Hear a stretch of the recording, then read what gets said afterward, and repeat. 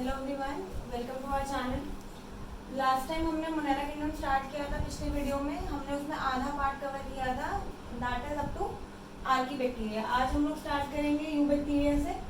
You bacteria की अगर हम लोग बात करें तो यू बैक्टीरिया का मतलब होता है, बेसिक मतलब अगर हम लोग बात करें तो लिखते क्या है इसको, यू बैक्टीरिया। यू बैक्टीरिया में जो ये ई और यू आ रहा है, इसका लिटरल मीनिंग होता है ट्रू, और बाकी बैक्टीरिया तो है ही। तो यू जिस भी वर्ड में आ रहा हो उसका मतलब आप लोग ट्रू से समझ सकते हैं। फॉर एग्जाम्पल यू कैरियोट्स आपने पढ़ा होगा। यू का मतलब यहाँ पे भी ट्रू ही होता है, और कैरियो का मतलब क्या होता है, न्यूक्लियस।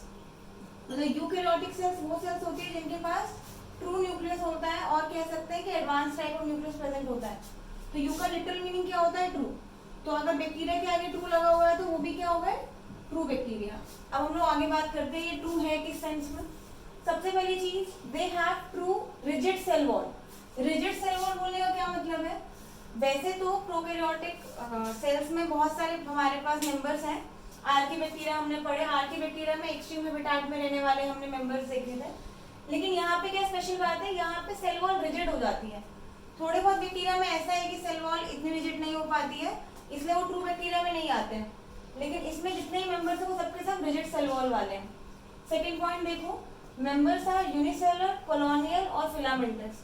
आपको इस ग्रुप के अंदर यूनिसेलुलर मेंबर मिलेंगे जिनकी बॉडी में एक ही सेल है, सारे के सारे फंक्शन, एक्सक्रीशन, डाइजेशन सब कुछ एक सेल परफॉर्म कर रही है। कुछ आपको मिलेंगे कॉलोनियल। अब यूनिसेलुलर और कॉलोनियल में क्या फर्क है, कॉलोनियल का मतलब होता है कि बहुत सारी सेल्स एक साथ रहती हैं साथ में। साथ में रहने का मतलब ये नहीं है कि वो एक दूसरे काम करेंगी, काम वो अपना अपना ही कर रही हैं, बस वो साथ में रह रही हैं। तो अगर बहुत से मेंबर्स एक साथ रहेंगे तो उसको क्या बोलेंगे, कॉलोनियल। और रहा फिलामेंटस, अगर बॉडी स्ट्रक्चर फिलामेंट है, फिलामेंटस स्ट्रक्चर है, तो आप उसको क्या बोल सकते हैं, फिलामेंटस। इसका बहुत अच्छा एग्जाम्पल है क्या, नॉस्टॉक है अपना, जिसका डायग्राम एनसीईआरटी भी देती है आपको। बाकी हम लोग उसके स्ट्रक्चर के बारे में डिस्कस करेंगे। आगे देखो, हैबिटेट। हैबिटेट मतलब ये मिलता कहाँ पे है, जनरली कहाँ पे मिलेगा, फ्रेश वाटर में मिल सकता है, मरीन वाटर में मिल सकता है, टेरेस्ट्रियल हैबिटेट में मिल सकता है। देखो जब भी आपको ऐसा दिखाई दे रहा हो ना कि तीनों के तीनों पॉसिबल हैबिटेट्स हैं, उसको याद नहीं रखना होता है। आपको याद क्या रखना है कि हमारे में फर्क कहाँ पे आ रहा है। कहीं पे अगर हम लोग कल को प्रोटिस्टा किंगडम पढ़ेंगे तो प्रोटिस्टा किंगडम में आपको मिलेगा कि कुछ से मरीन में मिलते हैं, कुछ से फ्रेश वाटर में मिलते हैं, तो याद उन्हें करना होता है। जब यहाँ पे तीनों लिखा है तो इसमें याद क्या करना है, आपको बस इतना पता होना चाहिए हैबिटेट कितने टाइप के पॉसिबल है, फ्रेश वाटर, मरीन वाटर और टेरेस्ट्रियल। तो ये हर टाइप की जगह पे आपको मिलेंगे। क्यों मिलते हैं हम लोग बात करेंगे इसके बारे में बाद में। Classified on the basis of nutrition या फिर नरिशमेंट बोल सकते हो, ये बहुत इंपॉर्टेंट पॉइंट है कि इनका क्लासिफिकेशन किस बेसिस पे हमने किया है, तो नरिशमेंट के बेसिस पे किया है। अभी क्लासिफिकेशन हम लोग देखते हैं यहाँ पे। यू बैक्टीरिया को हमने क्लासिफाई किया सबसे पहले ऑटोट्रॉफिक और हेटरोट्रॉफिक में। ऑटोट्रॉफिक, हेटरोट्रॉफिक आप लोग क्लास 8 से ही पढ़ते हुए आ रहे हो। जो अपना फूड खुद ऑब्टेन करते हो वो ऑटोट्रॉफिक, और जो किसी और पे डिपेंडेंट है वो हेटरोट्रॉफिक। ये बहुत सिंपल लैंग्वेज में मैंने आपको बताया है, आप थोड़ा एडवांस लैंग्वेज में देख लो। ऑटोट्रॉफिक आप लोग जनरली जब भी सुनते हो आपके मन में आता होगा कि फोटोसिंथेसिस करता है, कोई भी चीज होती है वो फोटोसिंथेसिस करता है तो वो ऑटोट्रॉफिक है। यहाँ पे ऐसा नहीं है। ऑटोट्रॉफिक में हमारे पास दो पॉसिबिलिटी आती है, एक आता है फोटोसिंथेटिक ऑटोट्रॉफ, ये वही चीज है जो आप लोग सोचते हैं जनरली। एक आपका नया चीज यहाँ पे इंट्रोड्यूस होता है, दैट इज कीमोसिंथेटिक ऑटोट्रॉफ। अब यहाँ पे फोटो और कीमो में क्या फर्क है, आप लोग केमिस्ट्री पढ़ते हैं, बहुत जनरली आप लोग फोटो वर्ड यूज करते हैं, कीमो वर्ड यूज करते हैं। जनरली आपने देखा होगा कि जब भी हमको फोटोसिंथेसिस करना होता है हमको एनर्जी का सोर्स चाहिए। अब एनर्जी का सोर्स कौन दे रहा है हमको, इसमें लाइट। फोटो का लिटरल मीनिंग क्या होता है, लाइट, ठीक है। और कीमो का मतलब क्या हो गया, केमिकल रिएक्शन या एनी केमिकल। तो जब भी एनर्जी का सोर्स हमारे पास लाइट होगा तो उसको फोटोसिंथेटिक ऑटोट्रॉफ बोल देना, और जब भी हमारे पास एनर्जी का सोर्स एक केमिकल रिएक्शन होगा तो उसको कीमोसिंथेटिक ऑटोट्रॉफ बोल देना। इट मींस ये जो क्लासिफिकेशन है on the basis of energy source है। ये बात याद रखना कि यहाँ पे हमने जो क्लासिफिकेशन किया है on the basis of energy source किया हुआ है। मतलब यहाँ पे लाइट एनर्जी मिलेगी तो ये खाना बनाएंगे, और यहाँ पे केमिकल एनर्जी को यूज करके ये लोग खाना बनाएंगे। अब दिमाग में क्वेश्चन उठता होगा कि केमिकल एनर्जी कहाँ से आ जाएगी मैम इनके पास।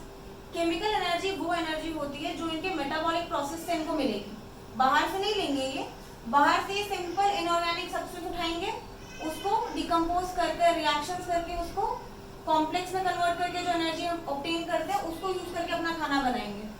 तो ये एक नई चीज है जो आपने पहली बार सुनी होगी, क्योंकि बचपन से आप लोग यही पढ़ते आ रहे हो कि ऑटोट्रॉफ का मतलब क्या होता है, फोटोसिंथेसिस होता है।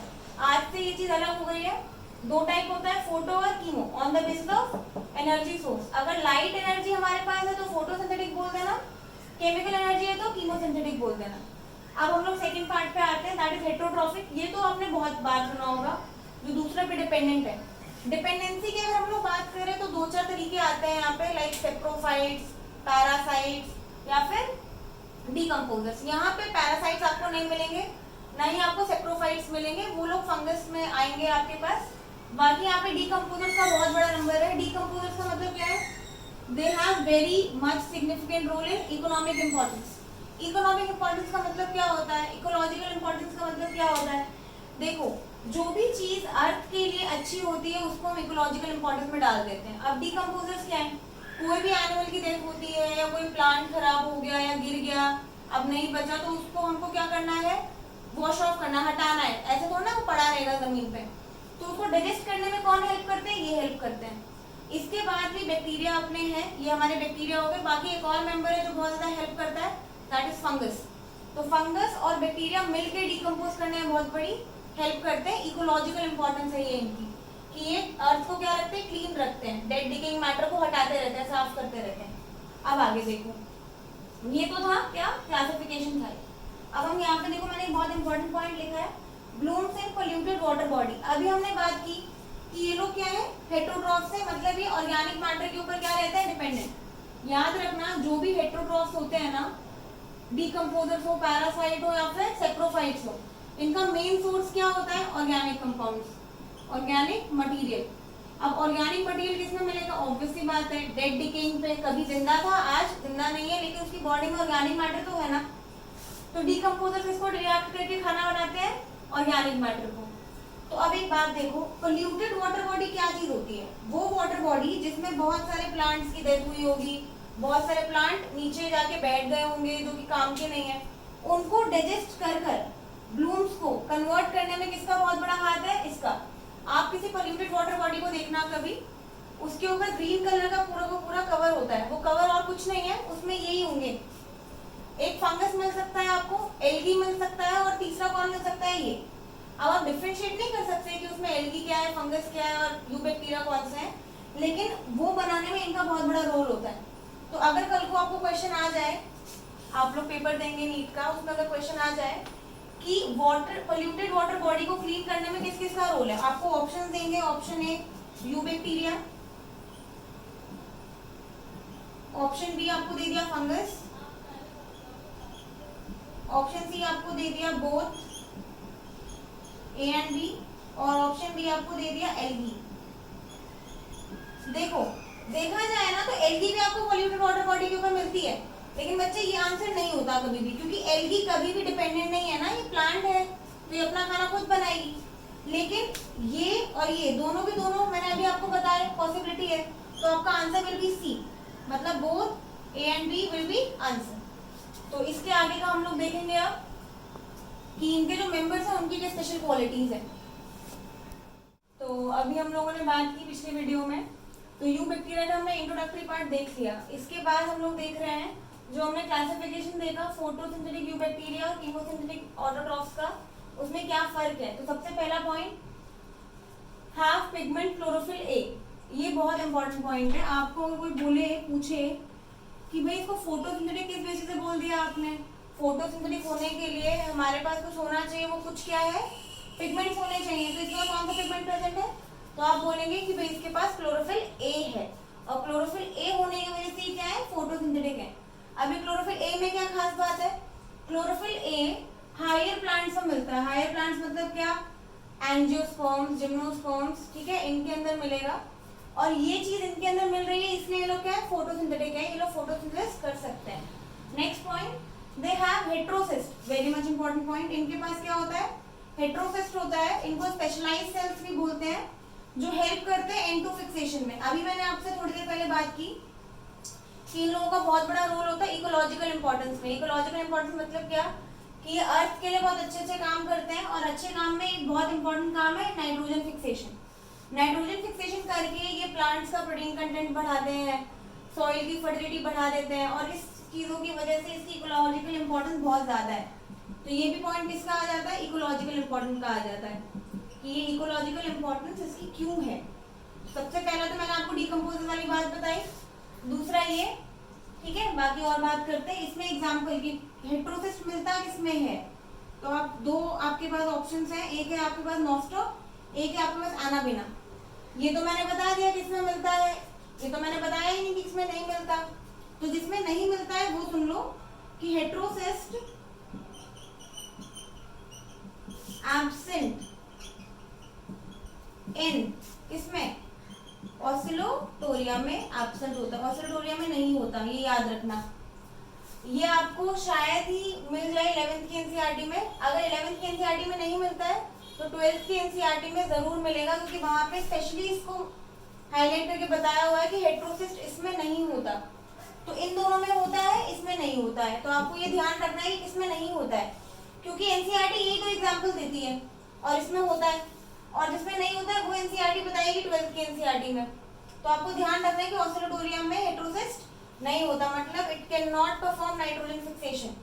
नेक्स्ट पॉइंट देखो, कीमोसिंथेटिक ऑटोट्रॉफ्स में मैंने अभी आपको बताया था इनऑर्गेनिक सब्सटेंस से होता है ये। तो इनऑर्गेनिक सब्सटेंस लाइक कौन कौन से, नाइट्रेट्स है, नाइट्राइट्स है और अमोनिया है। इन तीनों को यूज करके ये लोग एनर्जी प्रोवाइड करके क्या बनाते हैं, एटीपी। देखो एक चीज याद रखना, कोई भी प्लांट हो, वो फोटोसिंथेटिक हो या फिर कीमोसिंथेटिक हो, उसका अल्टीमेट रोल क्या होता है कि हमें एटीपी प्रोडक्शन करना है। आप लोग क्लास 11th में ही फोटोसिंथेसिस चैप्टर पढ़ेंगे कि फोटोसिंथेसिस करने के बाद हमें अल्टीमेट रिजल्ट क्या चाहिए, एटीपी बनना चाहिए। अब अगर एटीपी बनाना ही है तो आप चाहे वो लाइट से बनाओ या केमिकल से बनाओ, मुझको क्या मतलब, मुझे तो एटीपी से मतलब। तो एटीपी तो मिल रहा है ना, तो इसका अल्टीमेट गोल क्या है कि भाई एटीपी मिलना चाहिए। तो एटीपी किससे मिलता है, यहाँ पे कीमोसिंथेटिक ऑटोट्रॉफ्स के केस में इनऑर्गेनिक सब्सटेंस को ऑक्सीडाइज करा के, और वो सब्सटेंस कौन से, नाइट्रेट्स, नाइट्राइट्स और अमोनिया, एंड अल्टीमेटली क्या रिलीज होता है, एटीपी। एटीपी के बारे में एक बात याद रखना, it is energy currency of living body. जो भी बॉडी लिविंग है ना, उसकी बॉडी में एनर्जी करेंसी की फॉर्म में कौन वर्क करता है, एटीपी। जनरली आप लोग कुछ भी खरीदने जाते हो तो उसको बदले में क्या देते हो, पैसे देते हो ना। वैसे ही अगर आपको लिविंग बॉडी में कोई भी काम कराना है, कोई रिएक्शन परफॉर्म करवानी है या कोई भी ऐसा काम करवाना है जिसमें एनर्जी की नीड है, तो उस एनर्जी की फॉर्म में आप क्या देंगे उसको, एटीपी। ये ले भाई, एक एटीपी ले ले, दो एटीपी ले ले, और ये मेरा ये काम कर दे। तो बॉडी में कोई भी काम एटीपी के लेने देने की वजह से ही होता है। अगर वो चीज एटीपी रिक्वायरिंग है और आप उसको एटीपी नहीं दे रहे हो तो फिर वो काम नहीं होगा। तो अगर एटीपी देकर काम होता है तो उस प्रोसेस को क्या बोलते हैं, एक्टिव प्रोसेस। प्रेजेंस में अगर काम हो रहा है तो एक्टिव प्रोसेस बोल देना, और अगर एब्सेंस में काम हो जाता है तो उसको क्या बोलते हैं, पैसिव प्रोसेस। इसके बारे में हम लोग इलैबोरेटेड डिस्कशन करेंगे आगे आने वाले चैप्टर्स में। मैंने बस ऐसे ही बता दिया है थोड़ा सा कि जहाँ पे एटीपी प्रेजेंट होगा वहाँ पे एक्टिव प्रोसेस बोल देना, जहाँ पे एब्सेंट होगा उसको पैसिव प्रोसेस बोल देना। अब नेक्स्ट देखो, play great role in mineral cycling. देखो ये तीसरा पॉइंट है जो बहुत इंपॉर्टेंट है। पहला पॉइंट क्या था, फिर से याद दिला रही हूँ, डिकम्पोजर्स थे ये। दूसरा पॉइंट क्या बताया मैंने, नाइट्रोजन फिक्सेशन करते हैं। तीसरा पॉइंट क्या बताया, मिनरल साइक्लिंग में बहुत ज्यादा हेल्प करते हैं। मिनरल साइक्लिंग बहुत इंपॉर्टेंट है अपने आप में। और वो कौन कौन से एलिमेंट्स है, नाइट्रोजन है, फास्फोरस है, आयरन है और सल्फर है। इन चारों के नाम आपको रटे हुए होने चाहिए, क्योंकि अगर कल को ऑप्शन आ जाता है तो एलिमेंट्स तो बहुत सारे आप लोग केमिस्ट्री में पढ़ते हैं और बहुत से ऐसे हैं जो सॉइल में मिलते हैं। तो न्यूट्रिएंट साइक्लिंग में कौन से बहुत इंपॉर्टेंट है जो हमें सॉइल के लिए इंपॉर्टेंट होते हैं, तो नाइट्रोजन बहुत इंपॉर्टेंट होता है, फास्फोरस बहुत इंपॉर्टेंट होता है, आयरन बहुत इंपॉर्टेंट होता है और सल्फर बहुत इंपॉर्टेंट होता है। अगर इनके कंटेंट सॉइल में कम है तो सॉइल कैसी हो जाती है, इनफर्टाइल। तो इनके कंटेंट्स को वापस से लाने में कौन हेल्प करता है, ये हेल्प करते हैं। ठीक है, तो 3 पॉइंट्स में फिर से याद दिला रही हूँ। पहला क्या, डिकम्पोजर्स, दूसरा नाइट्रोजन फिक्सेशन और तीसरा मिनरल साइक्लिंग। और चौथा ऑप्शन आपका बन सकता है ऑल, तो आंसर विल बी ऑल। तो आपका स्टेटमेंट वाइज क्वेश्चन में आपको ये फंसा सकते हैं कि यू बैक्टीरिया का सिग्निफिकेंस किस किस चीज में होता है, या कितनी स्टेटमेंट करेक्ट है, कितनी स्टेटमेंट रॉन्ग है। तो वो 3 स्टेटमेंट आप ध्यान रखना, डिकम्पोजर्स होते हैं ये, नाइट्रोजन फिक्सेशन करते हैं और क्या करते हैं, मिनरल साइक्लिंग करते हैं। मिनरल साइक्लिंग में ये 4 एलिमेंट्स बहुत इंपॉर्टेंट हैं। बात की थी कि कीमोसिंथेटिक और फोटोसिंथेटिक के बारे में, अब हम लोग बात कर रहे हैं हेटेरोट्रॉफिक बैक्टीरिया के बारे में। देखो इसके कुछ पॉइंट्स हैं बहुत इंपॉर्टेंट है। मोस्ट अबंडेंट, हमने 3 टाइप का न्यूट्रिशन पढ़ लिया, कीमोसिंथेटिक, फोटोसिंथेटिक और दिस इज हेटेरोट्रॉफिक। तो सबसे ज्यादा अमाउंट किसमें मिलता है, हेटेरोट्रॉफिक बैक्टीरिया में मिलता है, मतलब मैक्सिमम बैक्टीरिया डिपेंडेंट होते हैं अपने न्यूट्रिशन के लिए दूसरी बॉडी के ऊपर। नेक्स्ट, ये डिकम्पोजर्स होते हैं, ये पॉइंट हम लोग पढ़ चुके हैं तो इस पे ज्यादा ध्यान नहीं देंगे अभी। अब आगे आ जाओ, significant role in human affairs. अब ये ह्यूमन अफेयर्स क्या होता है, ह्यूमन अफेयर्स का मतलब जहाँ पे बैक्टीरिया ह्यूमंस के लिए कुछ अच्छा कर सकते हैं वो ह्यूमन अफेयर के लिए यूजफुल हो जाते हैं। अब वो ह्यूमन अफेयर है क्या क्या, सबसे पहली चीज मेकिंग कर्ड फ्रॉम मिल्क। ये तो आप डेली यूज में देखते हो, मम्मी दूध से दही बना के देती हैं आपको। वो कैसे बन पाता है, वो एक बैक्टीरिया से बन पाता है, दैट इज लैक्टोबैसिलस बैक्टीरिया। ठीक है, तो ये भी एक बैक्टीरिया से ही पॉसिबल है। ठीक है, नाम देखना चाहो तो इसको आप लिख सकते हो लैक्टोबैसिलस, याद रखने में आसानी रहती है। बाकी अगर अभी नहीं तो 12th में ये आएगा आपके पास, तो अच्छी बात है कि अभी से याद रखो। तो नेक्स्ट है प्रोडक्शन ऑफ एंटीबायोटिक्स। बहुत सी एंटीबायोटिक्स हम लोग बैक्टीरिया से बनाते हैं। फॉर एग्जाम्पल एक एंटीबायोटिक है जो बैक्टीरिया से मिली थी, दैट इज टेट्रासाइक्लिन या फिर एम्पिसिलिन। बहुत सी ऐसी एंटीबायोटिक है जो हमने बैक्टीरिया से एक्सट्रैक्ट की है। नेक्स्ट, एंटू फिक्सेशन, ये हमने थोड़ी देर पहले भी बात की है कि एंटू फिक्सेशन किस में यूज होता है, प्लांट्स में। और वो प्लांट्स कौन से हैं, वो प्लांट्स है लेग्यूम। लेग्यूम मतलब क्या होता है, पल्सेस, जिनसे हमें प्रोटीन का सोर्स मिलता है। जितनी भी दालें आप खाते हो ना, राजमा, छोले, चने की दाल, अरहर की दाल, मूंग की दाल, सारी दालें किसके अंदर आती है, लेग्यूम्स के अंदर। इन लेग्यूम के रूट्स में क्या होते हैं, नोड्यूल्स होते हैं। उन नोड्यूल्स में बैक्टीरिया रहकर क्या करते हैं, एंटू फिक्सेशन। इसके बारे में हम लोग एलैबोरेटेड फॉर्म में आगे आने वाले चैप्टर्स में पढ़ेंगे। तो लेग्यूम्स देख लिया हमने, लेग्यूम्स क्या होती है, पल्सेस। उसके बाद पैथोजेनिक, देखो ये अच्छे काम करते हैं बैक्टीरिया हमारे लिए, मतलब ये क्या हो गए, यूजफुल इन नेचर। क्या हो गया, ये यूजफुल इन नेचर। लेकिन पैथोजेनिक का मतलब बुरे सेंस में क्या होता है, पैथोजन उसको कहते हैं जो क्या कॉज करते हैं, डिजीज।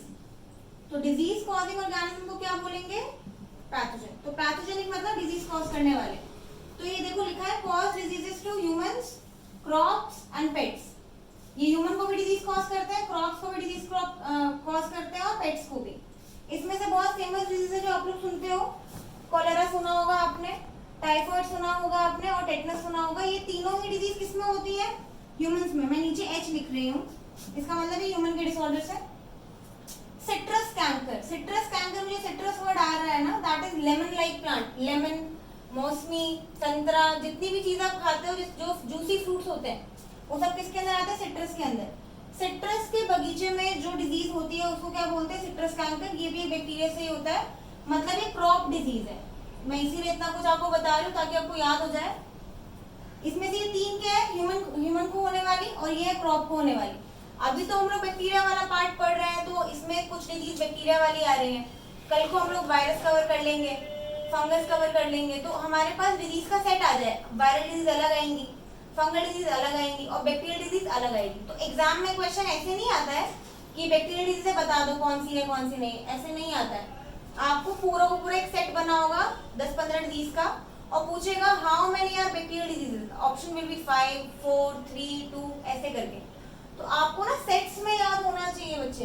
अगर आपको आंसर सही करना है तो आपको सेट में याद होना चाहिए कि कितने बैक्टीरियल हैं और कितने वायरल। अगर आप नाम रट के चले जाओगे तो उससे फायदा नहीं है। आपको गिनती पता होनी चाहिए कि हमने कितने ऐसे डिजीज पढ़े हैं जो बैक्टीरिया से होते हैं, कितने ऐसे पढ़े हैं जो वायरस से होते हैं, कितने ऐसे पढ़े जो फंगस से होते हैं।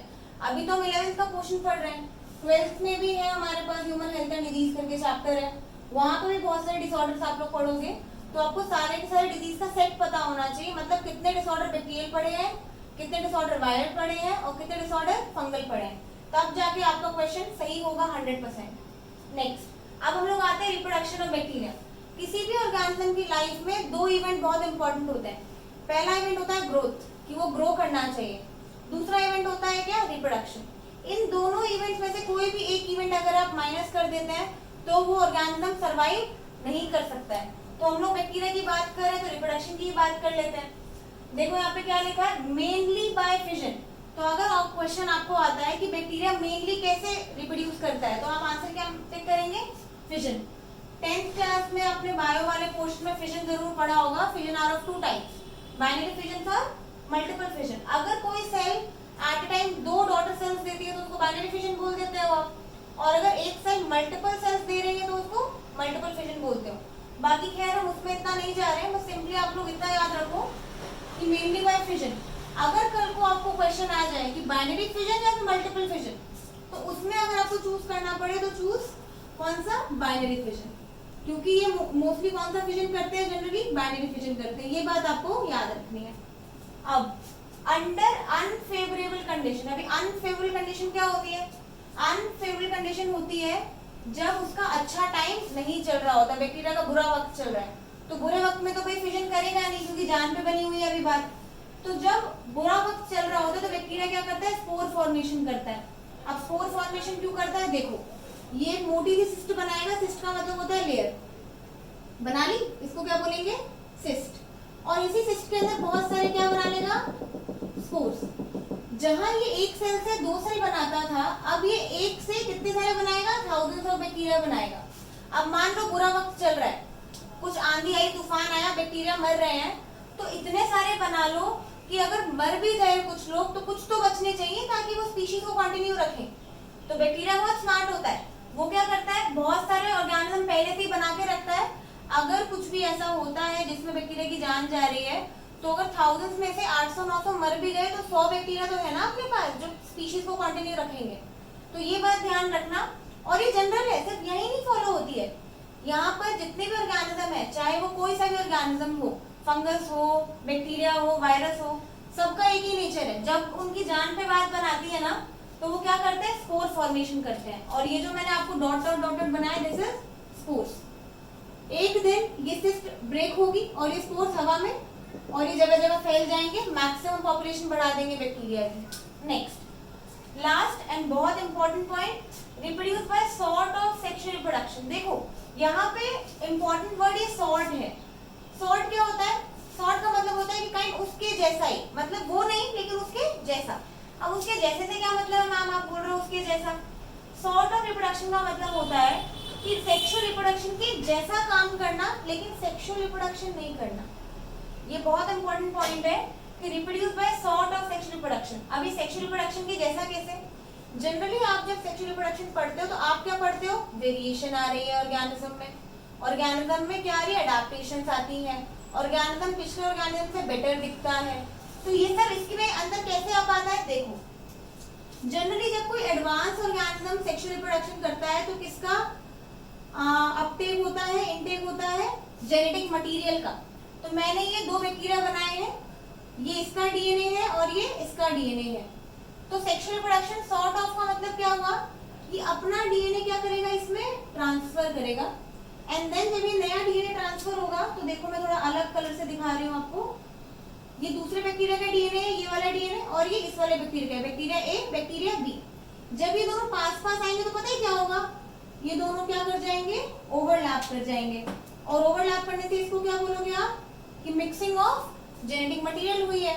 मतलब इन दोनों बैक्टीरिया के कैरेक्टर सब एक बैक्टीरिया में, ऐसे ही तो होता है, एक बच्चे में उसकी मम्मी के भी कैरेक्टर्स होते हैं और उसके पापा के भी कैरेक्टर्स होते हैं। क्यों, क्योंकि हम ह्यूमंस कैसे रिप्रोड्यूस करते हैं, सेक्सुअल रिप्रोडक्शन से रिप्रोड्यूस करते हैं, तभी ये चीज पॉसिबल हो पाई है। तो इस बैक्टीरिया में क्या होगा, दोनों बैक्टीरिया के कैरेक्टर्स आ जाएंगे हमारे पास, इसलिए इसको क्या बोलते हैं, सॉर्ट ऑफ सेक्सुअल रिप्रोडक्शन। ना तो गैमीट बना बेटा, ना ही कोई कॉपुलेशन हुआ, ना ही कुछ हुआ, सिर्फ सिंपली एक ट्यूब बनी एंड देन यहाँ से जेनेटिक मटेरियल का ट्रांसफर हो गया।